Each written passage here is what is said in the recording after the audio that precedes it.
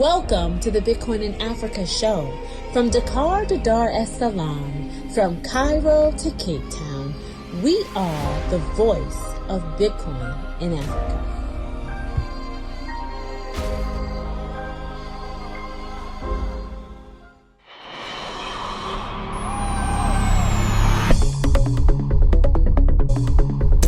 Hi, welcome to the new and improved Bitcoin in Africa show. I am your host, Charlene Fadirepo. We are so excited to be back with you after a little hiatus.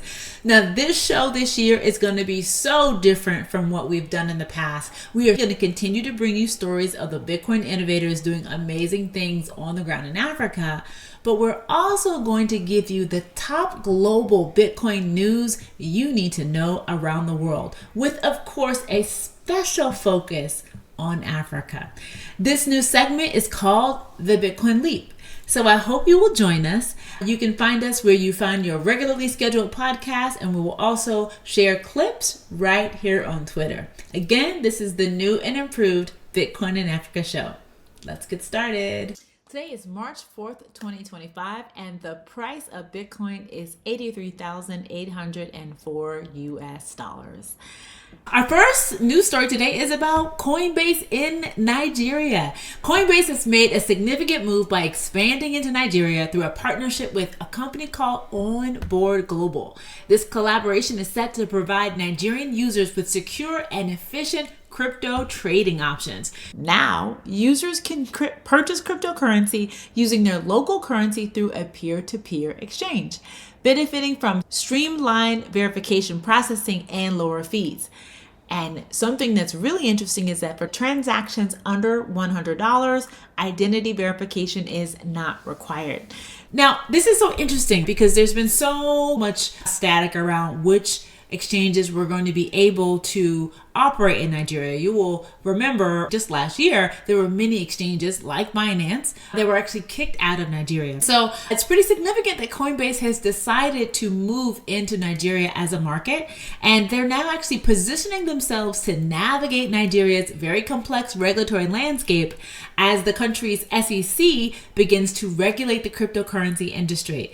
This partnership with Onboard Global is helping to transfer that risk management and enhance securities for users.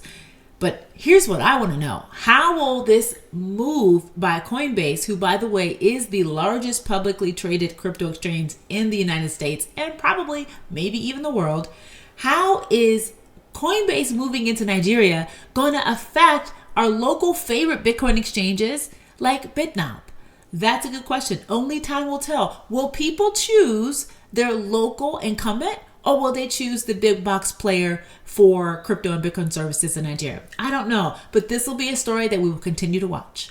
Our next story has to do with Nigeria, but we're speaking about a different cryptocurrency exchange, Binance. So you'll remember that Binance and Nigeria have not had the best relationship.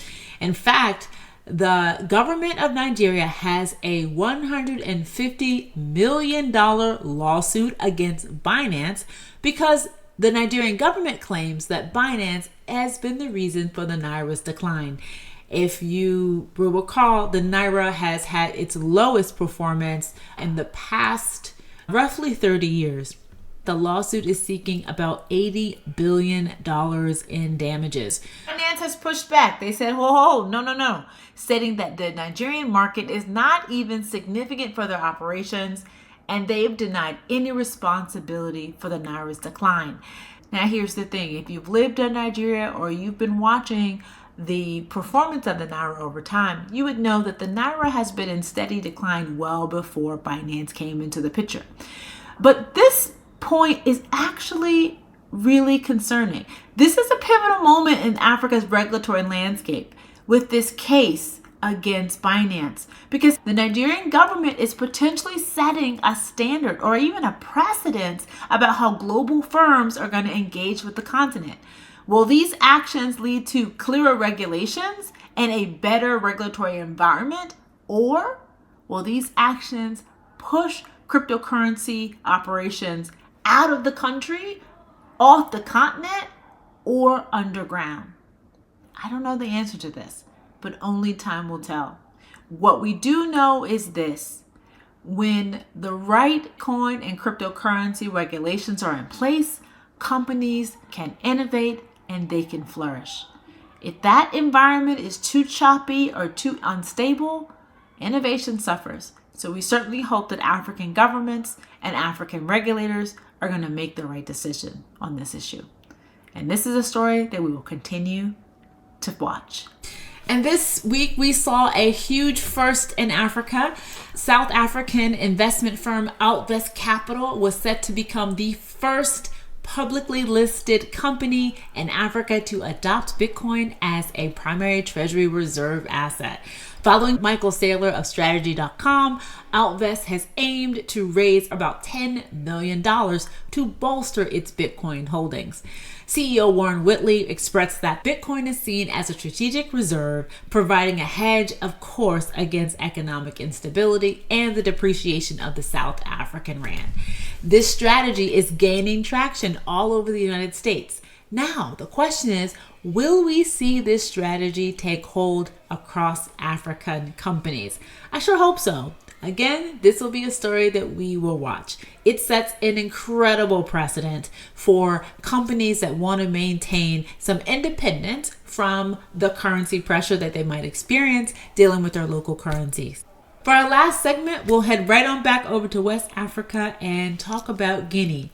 It's a brand new partnership in town, and that partnership is a partnership between Tether and the country in West Africa called Guinea.